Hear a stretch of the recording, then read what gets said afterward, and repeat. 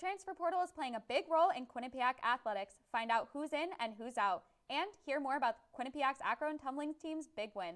All this and more coming up right now on Bobcat Breakdown.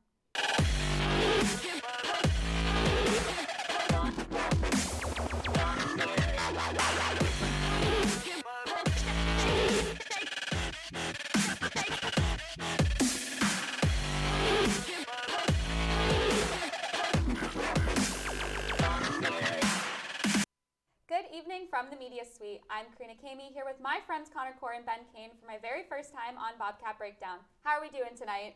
I'm having a great time. Connor, how are you feeling? You look so nervous over there right now. I'm actually very calm. You know, one of the things that I was actually going to ask you about was, you know, you were just on the show 2 weeks ago. How are you already back? Well, I know the producers. You are one of the producers. I am one of the producers. Well, you were also one of the. Thank you for letting me come back on. You're also one of the producers. So. Karina, what do you got for us tonight? Yeah, we're just going to get right into it. Senior athletes like Mackenzie DeWeese, Zach Metza, Ethan DeYoung, Lexi Agia, Michael Lombardi, and others have announced that they'll be returning in the 2022-2023 season, using the extra year of eligibility granted to them by the pandemic. With all of these players making their return, who is going to be the most impactful fifth year next season? Ben, let's start with you. You know what? I'm actually going to throw this off to Connor. I've hyped it up all day, and I want one more minute of hype. So, Connor, go first. Okay, well, the most impactful player has to be Mackenzie DeWeese. You know, her coming back for her fifth year, already being a two-time All-MAC first team and a 2020 Player of the Year, it makes the most sense. You know, she's already scored 1,000 points over her entire career, and she surpassed her in the MAC semifinals against St. Peter's. It wasn't the men's basketball team. It was the women's, I promise. But in her 237 steals that she's had over her career, she had 109 in just last season. So I think she's going to be able to build off that success that she had in her senior year and take it over into her grad year. And I'm really excited to see how she comes. Yeah, we kind of talked about this before where there's not really a bad option here. Yours is a very good option. I think I have a little bit of a better option. Logan Andrews is coming back. She's a name that we haven't really talked about for a while, but she obviously has played at Quinnipiac for 5 years. And let's not forget, she was splitting time with Corey Schroeder all season. She was 11-2 in the regular season, a 93.2% save percentage. So she had a very good year. Obviously, she lost her last 2 games between the Pipes or Quinnipiac, but they need this type of experience heading into next season when the Bobcats are looking to build off of what they did this season. They were the #1 ranked team in the whole country at a certain point. So how do you get back up to that stature? You need to start in goal, and especially someone who played alongside Corey Schroeder all season. She learned how to do this, but she brings experience to a team where Katie Boudietti is the only other goalkeeper right now on the roster. She's only played 9 games coming in as a junior, so they're going to have to rely on Logan Andrews right now, and I think she's going to be a player that's going to step up and really bring something to this team. Yeah, Ben, you know, I have to ask, you know, experience is everything. And Mackenzie DeWeese has had a lot more experience than Logan Andrews. You know, Corrine Schroeder stepped in right away and took over being in that Frozen Four and had 73 saves in her final season. How do you think that she's going to be able to step up next year, not playing as much as Corrine Schroeder did? I know she didn't play as much, but I think it's more of a character thing. Obviously, Corrine Schroeder towards the end was getting more of the minutes, but Logan Andrews was still there. You never saw her upset that she wasn't playing. She was still working in practices, keeping to train. So that experience and that mentality is what's going to help the Bobcats going forward. Fair enough. Yeah, good opinions all around. Pandemic has essentially turned the transfer portal into something resembling free agency in college sports. With all the moving and shaking, which team on campus do you guys think has been most affected by the transfer portal this year? I'll start. Yeah, I think you should start. I think we both agree on this. I think the men's basketball team has been the team that has been most affected by the transfer portal. They've lost 4 players: Elias King, Brendan McGuire, Bernie Blunt, and Brody Limerick. So they're losing a lot of youthful players. But the one thing that they are losing is height. When you look at this roster, right now, the tallest guaranteed player is Taimu Shinru, who's a guard at 6'6". JJ Riggin still on the roster, but he's also listed at 6'6". So they're trying to plug in holes now where they're losing Bernie Blunt as a guard, and they're losing these big men. So you can't just focus on one position in the transfer portal and looking to recruit players. Right? Analogy time. It's analogy time with Ben. So I've kind of compared the men's basketball team to a sandwich. Okay, hear me out. The bottom bread is like the younger players. So you have Bernie Blunt, Brody What's his name? Bernie Blunt. Oh, okay. You said Bunt. So I want to make sure we're talking about the same sport. But you have these younger guys on the bottom. Then you build up the foundation. The Louis Courtrights, the Taimu Shinrus. They're like the bread, like the meat and the vegetables within the sandwich. And then you have the top layers, the guys who've graduated: Kevin Marfo, Jacob Bergoni, Brendan Martin. It's as a sandwich, it's complete. You have all these players, and they did do very well in the MAC. But then when you pull the bread out, there's nothing. You just have those, like the meat and the vegetables. So you got to figure out how to get the bread back, how to build up the foundation. And it all starts with recruitment, which is something they definitely need to do because they've lost so many players. They only have 8 returning. So how are they going to get that bottom layer of bread? It's going to be really interesting. Yeah, we both agreed on the men's basketball team. You kind of mentioned already, it almost looked like you kind of stole all my notes, to be honest with you. So the team lost 33% of their team with the addition of Kevin Marfo and Jacob Bergoni but just graduating. But their tallest guys are J.J. Riggins and Ty Mushiner at 6'6". J.J. Riggins is the biggest body, and Ty Mushiner can't be going every single night against the big bodies that are in the MAC. Like, you can maybe use him as a stretch 4, but I don't think he's going to be somebody that can be going onto these bigger guys in the MAC and be able to produce on both sides of the floor. It's one of those things that, Baker Dunleavy has to address. That he said today in his press conference, actually, that, you're going to have to win now. It's not anymore about, finding the ways to develop sophomores over 1 to 2 years to play at their best in their senior year, and they're going to have to attack those JUCO and older players that maybe not have gotten as much playing time in the higher division, like the Power Fives, and play coming into that MAC basketball. So it's going to be interesting to see how Baker Dunleavy goes about it, but I expect him to come out in his contract year. With a player like Ty Mushiner, obviously, he has been playing guard for pretty much his whole Bobcat career. Do you think he can move back to a forward? I think it's going to be too difficult for him. So they definitely, like I said, they lost Seth Pinckney as well a few years ago, and they were able to bring in Kevin Marfo back. So like you said, they're going to have to rely on the transfer portal and those JUCO players to kind of build up that height again. Yeah, I don't think Ty Mushiner is going to have as much. He's going to have to play outside on the wings and be maybe a stretch 4 like I mentioned earlier. He doesn't have as wide of a body as J.J. Riggins does, but you can see him, like I said, playing that stretch 4 position and that 3, maybe even 2 to maybe be up on those smaller guards in the MAC that they also have and get out in transition points. That's going to be their best bet for Taimu going into the next winter, but it's going to be really interesting to see the lineup come this time next year. Ben, I'm going to guess based on your analogy that you don't believe in open-faced sandwiches as a both sandwich. bread's gone, so then it's just like a salad, but that's not a sandwich. What's wrong with the salad? It's not a sandwich. Anyway, to wrap up this conversation on the transfer portal, how will these changes in the transfer portal impact the future of college sports here at Quinnipiac and beyond? Connor, we're going to start with you. Yeah, so breaking news today before we get started, Ty Smolonic did go into the transfer portal today, as well as some St. Peter's guys that we've also talked about in late December, Daryl Banks, Doug Eder, and Matthew Lee, all in the transfer portal, part of that St. Peter's Elite 8 team. But for Quinnipiac specifically, this is going to be a huge transition period. I kind of already mentioned it with Baker Dunleavy. Last year, he mentioned in the press conference today, it has to be every year to win now. Can't be worried about developing sophomores over 1 to 2 years. Every year has to be about retooling and finding team success and weaknesses and attacking those weaknesses against their opponents, but also realizing your strengths and using those throughout the entire year. And like I said, attacking those older players and the JUCO players, it's going to be very interesting to see, like I mentioned earlier. Many of the teams have to realize in MAC sports as a whole too, is that MAC players, if they don't want to play, that they can just go to a similar mid-major school or even go to a higher, like a powerhouse D2 school. We've noticed now that anyone can get to the league, whether it's D3, D2, D1, or going overseas for the year. In college basketball, everyone's basically on a 1-year loan and they can just go to a different school. It's basically a free agency, like you mentioned earlier in your questioning, that they can leave if they want, and it's the harsh reality of the situation now with the new transfer portal rules, not waiting to have to sit out a year.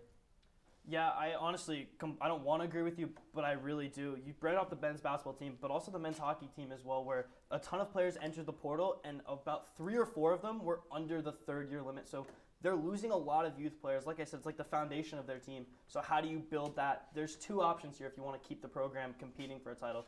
Either A, you just try to bring in a good class that you think you can build up a culture within 1 year. Because like you said, they're on 1-year contracts. They could walk at any time. So how do you build up a culture within 1 year, which is really tough? Or B, like you said, trying to get players within the 3rd or 4th year that can buy into that system really quickly and go for that win-now mentality. But that's not sustainable. There's a lot of things here that are going to be problems with the Bobcats, especially where you need sustainability in order to push yourself for the future. So it's going to be a really interesting few years to see how Baker Dunleavy, Rand Pecknold, Cass Turner, Trish Fabier, all those winter sport coaches, where they have really big programs, how do they deal with that? It's going to be really interesting. Yeah, and don't get it mistaken. The winter sports we've been talking about a lot, but it's also the fall and the spring sports too. We've heard of many players on the men's soccer team, women's soccer team that have been thought about transferring, but it's not just the women's men's basketball and hockey as well. It's all the sports and really everywhere. It's going to be really interesting in this new era of figuring out, when they can find playing time and how they're going to be able to do it moving forward. Well, I'm very proud of how nice you've been to each other so far, but it's time for our very first break of the night. When we come back, we're talking acrobatics and tumbling's big win against Oregon, which men's soccer players are making names for themselves, and don't go anywhere. We'll be right back.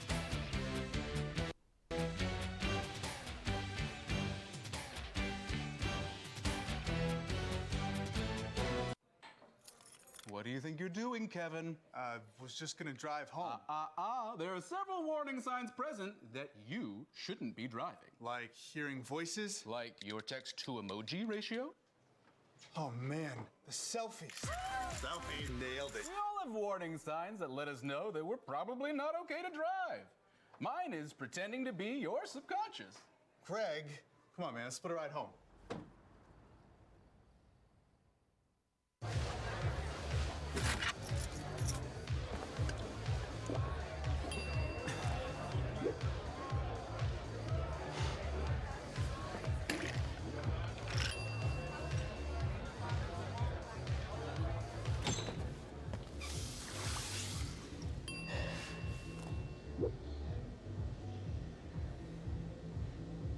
If you need to do something to feel okay to drive, you're not okay to drive. Don't drive buzzed. Multiple studies have shown that marijuana can slow both driver reaction and response time, which can be really dangerous. It's here. It's here. Wait. What? I can't drive. What? My. Oh.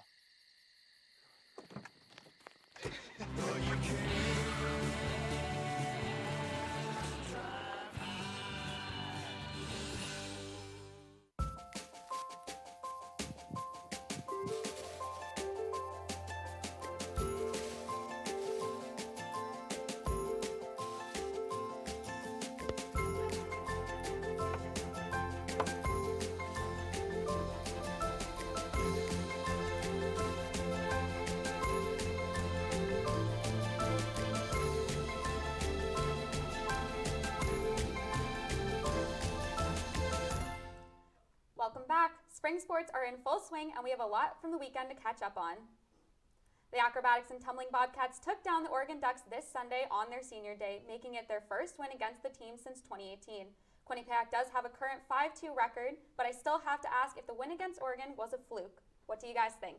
Ben, I'll let you go first. See, now, coming into this matchup, if you were the Bobcats, you would say there's no way. And we talked a lot about that before, where we didn't think they were going to be able to win this game. They'd only won one previous matchup against Oregon in their whole history.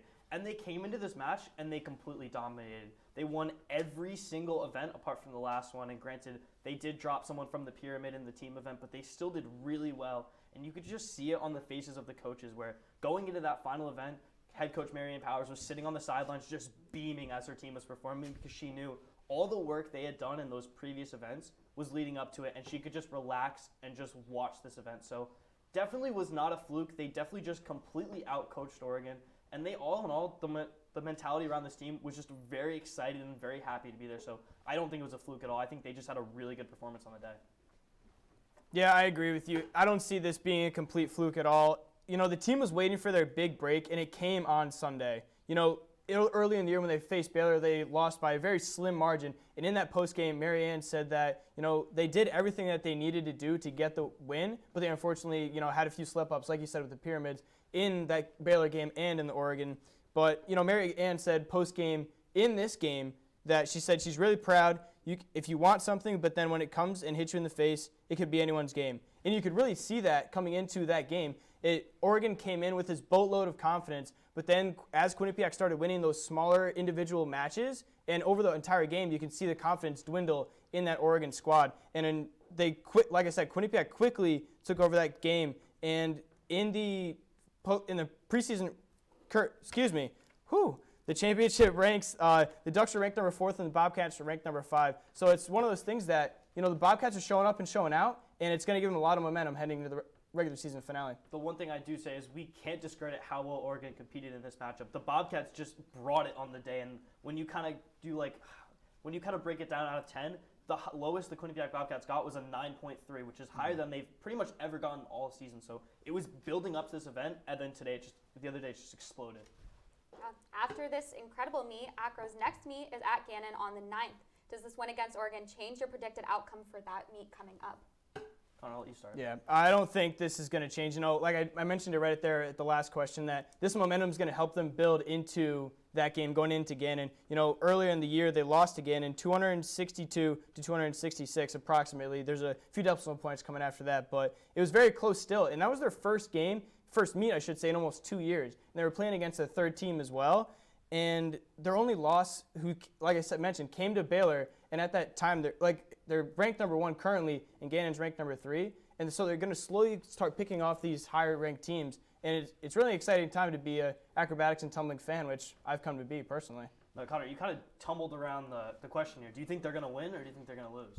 I said they're going to win. They're going to win? Okay, so no, I didn't hear this, but I completely agree with you. I completely agree with you on this. I think the Bobcats have so much momentum heading into this next matchup where it's really theirs to lose. Obviously, they scored, I think it was 6 less points in their last matchup, and they're heading into one of their best records in their program history. If they win this, they'll go 6-2, and heading into the national championship, it's going to be a big momentum boost. So they're at full stride right now. It's just, can they get it over the finish line heading into the national championship? Yeah, and I think one of the biggest things they have to work on is their pyramids that you kind of mentioned a little bit earlier. That I think that was their biggest weakness coming into this game, and from the conversations that we've both had with Coach Powers, that they're going to be able to clean that up heading into their final regular season game and into the national championships.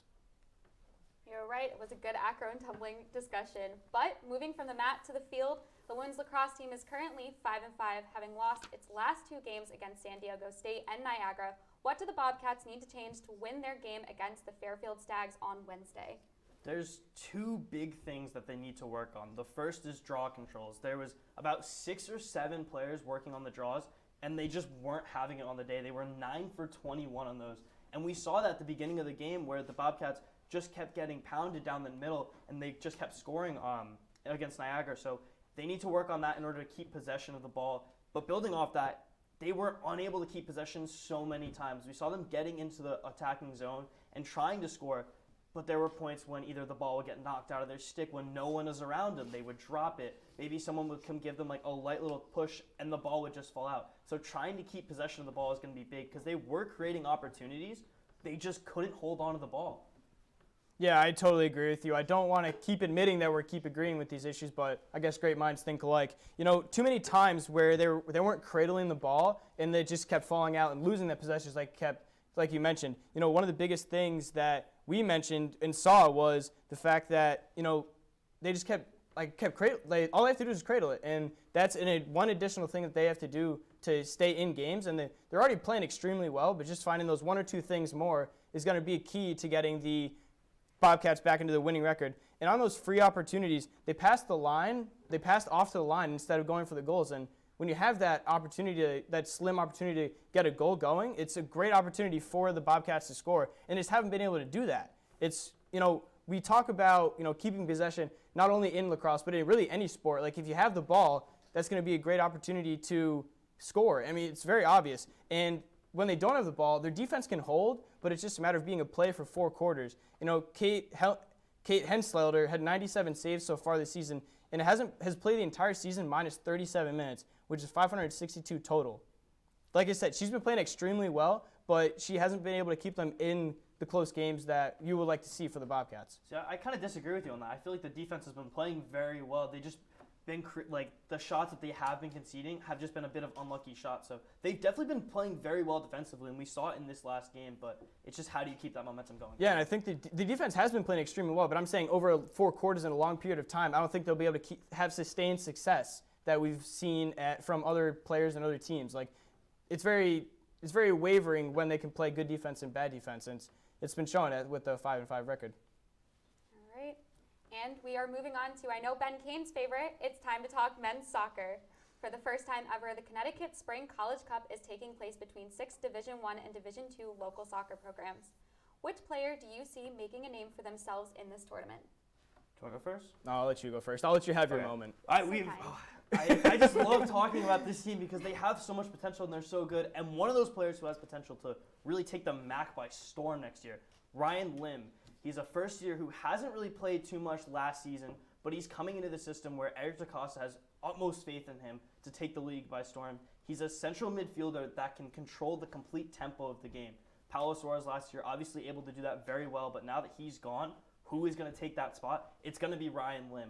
Bobcats have so many differing ways where they can attack, where they can either do those really quick passing, they can move on the counter, or they can even just play slow build-up play. And when you're looking to play slow build-up play, Ryan Lim is the answer. He's like the metronome in the midfield. We saw it with Dan Durich last year as well, where if you pass the ball to Dan, he's going to completely slow the tempo down. He's not afraid to drop it back into the center backs and slowly build out, but he's also not afraid to pit that long ball out to the wingers, out to the strikers. So having a player like Ryan Lim who has learned from those really good Bobcats is going to be key, and he's definitely going to step up, and we've seen him step up in the first 2 games of this tournament.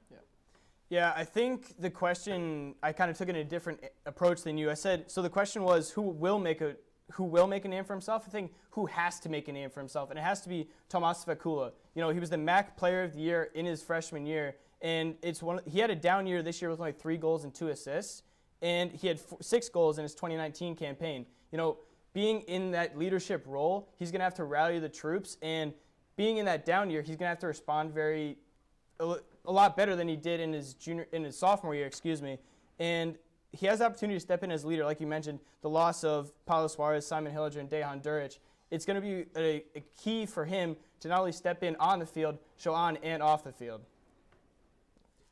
Yeah. Quinnipiac scored 8 goals this weekend against New Haven. How can Eric DaCosta and his team keep up these type of high-scoring games going forward? Yeah, so Ben, you and I have kind of talked about this a lot over these last 2 weeks. A lot, yeah. So I think what they have to do the most is figure out what their team, they have to figure out their formation. Because like you mentioned, they lost basically all of their midfield, and they have to rebuild and find a center back as well, finding those defensive elements to make sure that they're going to be able to play defensively, because we don't know what the goalie situation is going to be. They brought in a lot of guys, a lot of transfers, and a lot of people leaving. And I think to figure out the best way to slow the team down and make sure they have success going into the year has got to be in that midfield. And they have to figure that out now. And I think it's one of the greatest things about this Connecticut Cup in the spring is that they're able to test things out and figure things out heading into that fall season, when it gets competitive.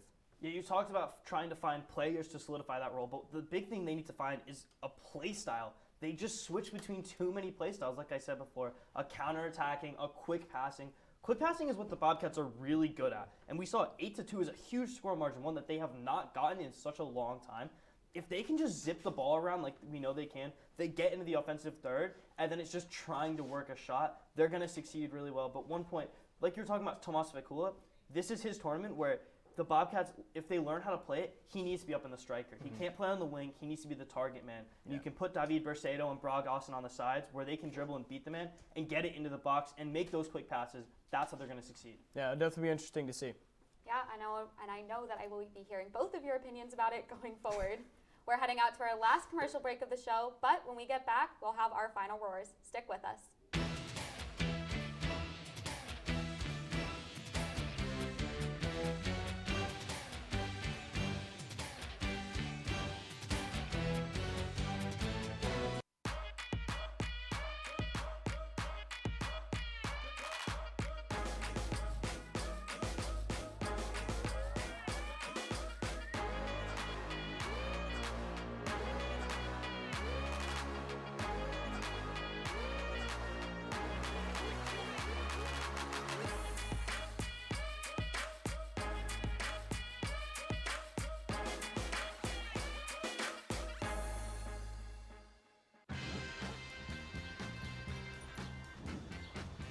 When we adopt a shelter pet, we discover they're a unique mix of all kinds of things. Come on, Drew, spot on this last one. There it is.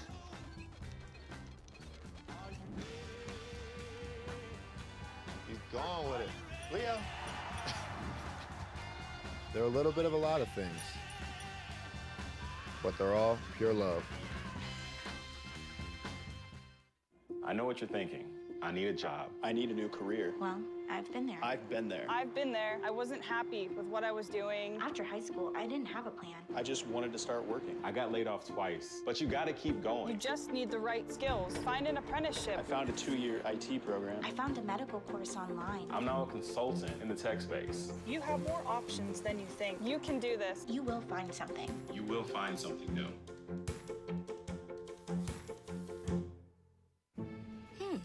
Maybe you can make retirement happen. After all, you made home ownership happen. Homeschooling yourself on loans, beefing up your credit score. So I'm pre-approved. You were like, yes! Sorry. Color coding listings, ticking boxes, and flushing every toilet in a 20-mile radius. Home sweet home. You aced house hunting. Now get the tips you need to get on track at aceyourretirement.org. Welcome back. Let's get right into QBSN's Game of the Week.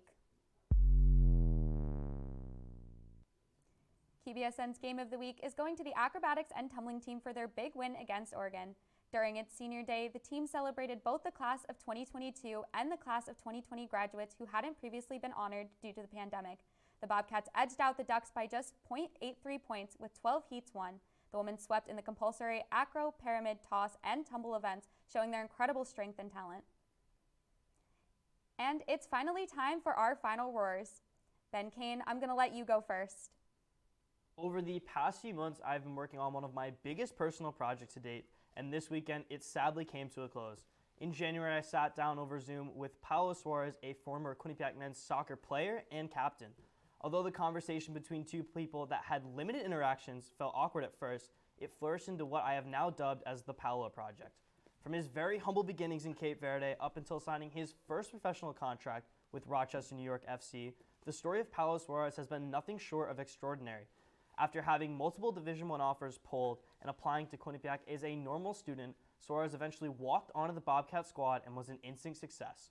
He started over 30 games and was ever present in the midfield during his 5-year career. While he may have said goodbye to the Bobcats this past semester, his soccer career is just beginning. He signed with RNYFC, and although he hasn't made an appearance in the inaugural season of the MLS Next Pro League due to injury, he has already made an impact on this squad through his ability to communicate and get a message across from wherever he may be in the stadium. If this process has taught me one thing, it's that anyone can achieve what they want, even if the odds are very much stacked against them. Not many players make it out of the MAC into a pro league, but Paulo has proven this really can happen. With his work ethic and the MLS emerging as a top league, it's only a matter of time before Paulo takes the world by storm. Name, image, and likeness. These three words have been tossed around the collegiate ranks for some time now, like my tossed salad I had for lunch today. But until July 1st of last year, it was all that, just talks. Over the past year, we have seen players go from everyday broke college students to signing deals with major corporations like Gatorade and Buffalo Wild Wings for thousands, even millions of dollars. It truly is a remarkable time to be a collegiate athlete. As of recent, Adidas has come out saying that they are starting their own NIL program where all NCAA student athletes enrolled in an Adidas-partnered Division I university. The program will apply to more than 50,000 athletes across 32 sports and 109 institutions, starting with Power 5 conference partners and HBCUs this fall. By April 2023, the program will expand to include the rest of the Adidas-sponsored schools. For Quinnipiac Athletics, they won't start seeing their part of the new program until this time next year, but it's still a momentum move by Adidas to putting money in the athletes' pockets that wear their products day in and day out. After 4 years at Q30, I'm extremely sad that I'll be graduating in just 5 short weeks. I spent all of my time here in the entertainment department and am beyond grateful to be the entertainment director, but we're not here to talk about that. We're here to talk about sports. The student-run sports media at Quinnipiac is like no other. It has been my absolute pleasure to watch the most dedicated, talented, and passionate groups of people come through as general members, beat reporters, and producers. Regardless of which sport they are covering, they've always done it at 100% of their effort. The consistent, high-quality coverage put out by the team here deserves to be highlighted at every turn. And in my true fashion, I could not be more proud of this department and every single one of my friends in it. From the entertainment department to the sports department, thank you all for inspiring us to do better and be better at every turn. How do you guys think you did tonight? I clearly won. I don't even You know, want it's to hear what funny. you're gonna It's say. funny because I think I won, which is extremely funny because obviously we disagreed. But See, you know. I'm not really in the business of picking favorites when it comes to my friends. But if you I'm had just to glad choose. you both If you had, had if fun. you, no, if you had to choose, if you had to Did you both choose, one of have us. fun? We both had fun, but but someone's gonna have more fun. So who had more fun? you have to be the deciding factor. I think I had the most fun because I got to make an appearance in the sports department tonight. I don't know about that one. That is all the time we have for tonight, friends. Make sure you stay up to date on all things Quinnipiac sports by checking out our Twitter at Q30 Sports and our website at Q30TV.com. From the producers, everyone working behind the scenes, my friends Connor Core and Ben Kane, I'm your host, Karina Kamey. Thank you for letting me leave the sports department or the entertainment department for a night, and thank you for spending your Tuesday night with us. We'll see you next week on Bobcat Breakdown.